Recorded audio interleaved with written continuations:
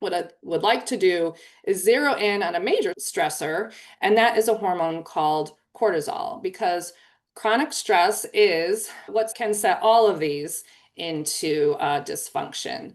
I just want to talk about stress for a minute. There's actually four kinds of stress. We always think of the mental emotional stress, our feelings, our emotions, how we react to outside circumstances.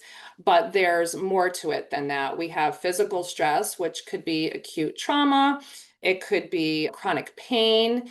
And then from there, we have biological and chemical stress. And this can be in response to pain or physical trauma, for example. And then chemicals can be either from an external source, even the food that you're eating, or it could be toxins that your body makes. That's the biochemical processes. And our body makes those naturally, but we filter and excrete them. And then, of course, there's spiritual stress. And this is really our life's purpose or minimal connection to that which is greater than ourselves. So that's just an overview of the types of stress that we have. So let me introduce you to cortisol. You may have heard of it. And I Mhm. don't want to give it too bad of a rap because we actually need it, but we don't need it to be activated all of the time. And with our modern society, many times it is. So to understand how this is causing so much chaos, we need to understand the activation of the stress cascade a little bit in our bodies. I'll keep it as simple as possible. Our stress response, it's regulated by our autonomic nervous system. And there's two parts to that, the sympathetic and the parasympathetic. The sympathetic responds to kicks off that response. And then the parasympathetic is what kind of slows it down. We like to call that the rest and digest part. So we're looking at the sympathetic when we talk about the stress response in general and what's happening in the body. And when we experience stress, let's say we're running late for a meeting, we hit traffic, we're in a heated discussion, we see a car coming at you when you're crossing the road, so you got to get out of the way.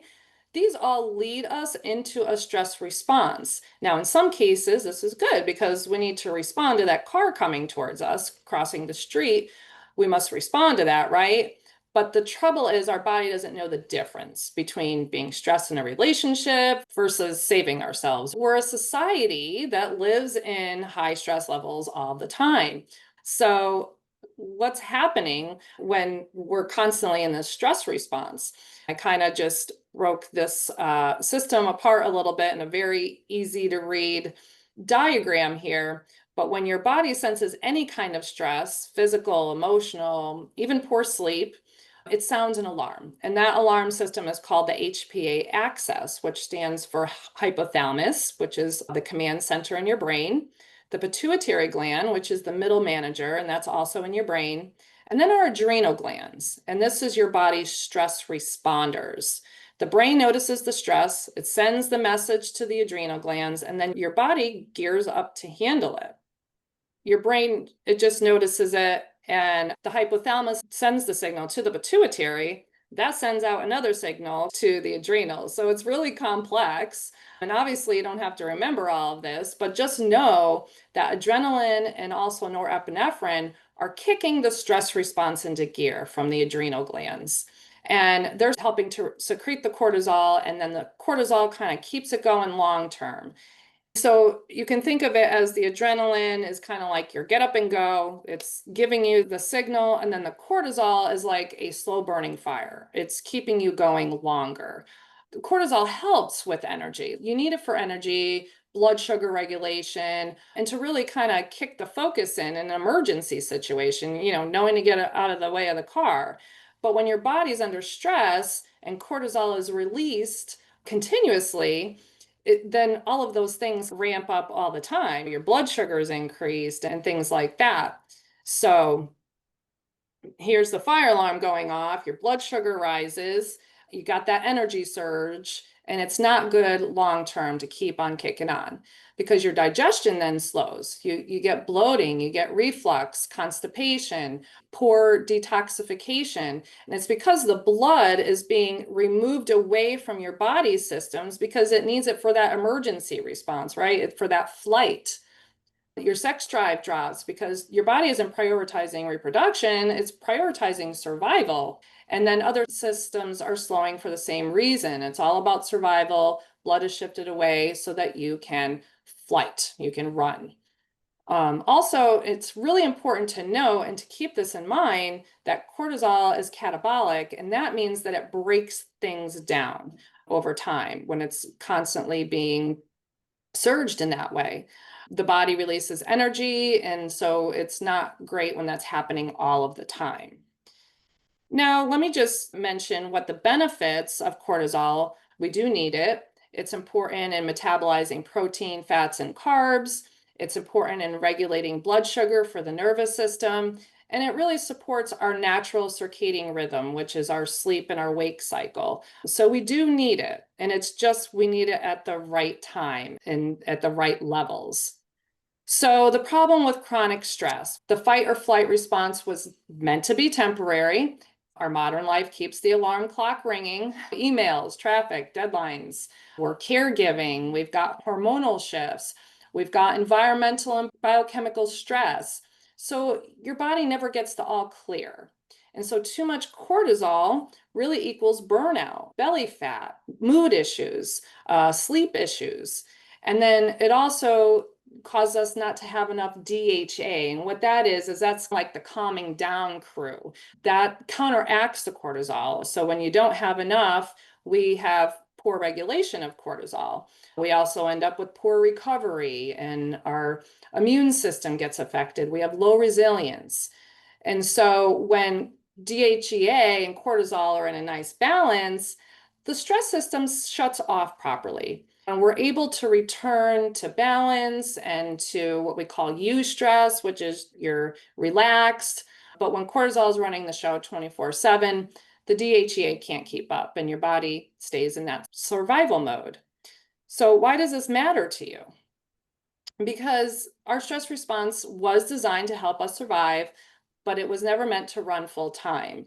And so, too much cortisol at the wrong time can leave you feeling wired but tired. Have you ever felt exhausted, but you're still like going?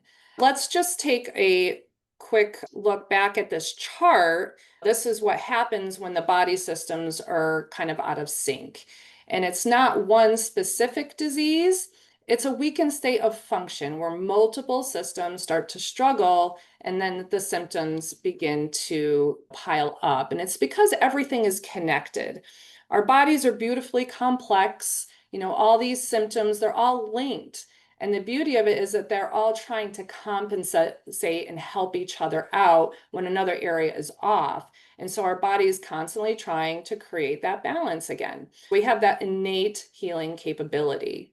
So I just wanted to show that again before we go through these phases of burnout.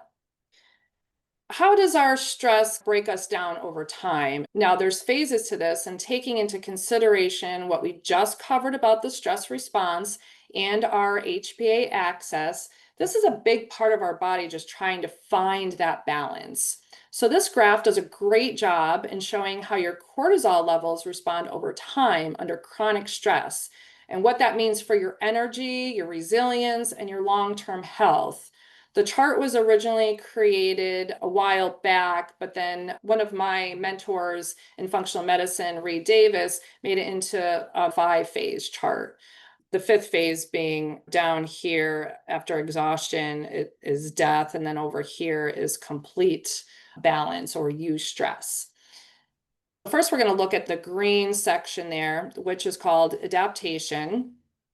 This is where your cortisol will rise temporarily the way it's supposed to, help you adapt to short-term stressors, and then your body returns to balance afterwards. That's once that stress is resolved. It takes you a little bit after you realize that you're safe, but you're able to go back to a relaxed state.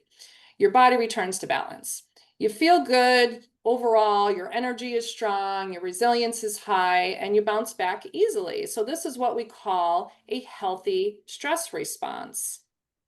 And then we move into the yellow zone. And this is where cortisol remains elevated as stress becomes more frequent or constant. And your body's trying to adapt, it's still trying to compensate, but it's starting to show signs of some strain. You may feel like you're handling life, but you're again wired and tired. You might crash in the middle of the day. You've got some brain fog, maybe sugar cravings, some irritability. And for some people, they could stay here for years, running on adrenaline all the time. Some people even thrive on it. I know I did for a long time. It makes them feel good. Things like high performing jobs, they thrive on that. It's an adrenaline rush, but it's also a ticking time bomb because eventually, and it's different for everybody how long, but they're going to end up in the orange zone. And this is the compensatory phase. The chronic stress really starts to wear you down. Cortisol begins to drop as your body can't really keep up with the output anymore. And all systems start compensating your hormones, your digestion, your sleep, your mood, immunity. And you feel exhausted, you're foggy, you're burned out. You may be even anxious or depressed at this point. But the kicker is that labs may actually still look normal here, but you definitely don't feel normal. This is often when people seek out care. They seek the answers from the medical community, and sometimes they're told, again, everything looks fine, you're just getting older, whatever it is. They may even say decrease your stress, but they don't necessarily tell you how to do that. Or maybe seek therapy, which is fine, but it's not necessarily going to fix the root cause, the physical issues going on. So there's no true intervention in standard medicine until a diagnosis or a pathology exists. So as we move into a red, that's when that's happening. Cortisol is likely tanked, you're out of reserves, vital reserve is depleted. Think like your energy and your vital reserve as a bank account. Once it's depleted, you can't take any more out. You're overdrawn. You may end up with chronic illnesses, burnout, cardiovascular events, and really deep fatigue can show up here. So your body's just kind of exhausted. You're in the exhaustive phase. It's done adapting. So this is the crash and burn, and this is where disease actually ensues. So there's no more resilience. Everything may feel overwhelming, even small tasks. And by the way, everyone is different on how long it takes going from that late yellow phase there on that bell curve, moving into the orange and then into the red. Everyone's different in how quickly that happens. They may stay in compensatory phase for a long time, or it may not take much time at all. So the goal is to really get back into that green area. Okay, the adaptation phase, and really eustress completely balanced. I don't think we can ever stay completely balanced all of the time, but it's good if your body can adapt and get you back there quickly. So we want to restore function, we want to refill your reserves and help you respond to life without breaking down. So whether you're in the yellow, the orange, the red, you can move toward a more optimal health situation, but it takes really the right support. You got to give it time. You got to have a strategy because you didn't get to those later stages overnight, and it's not an overnight fix. So the journey is really different for everybody. So some of those symptoms that you might be experiencing: fatigue, foggy, bloated, moody, achy, wired but tired. The root cause might not be where the symptoms show up. And so that's why looking at your whole health picture is key, not just chasing those symptoms. And really, by starting with the foundation, starting with nutrition and restorative movement, sleep hygiene, mind and body support, and functional testing when needed, by identifying and supporting your unique weak links, you can reduce the chaos and restore that balance so your body can heal, it can rebuild itself, and really start thriving the way it was designed to. I just want you to ask yourself, what phase of burnout are you in?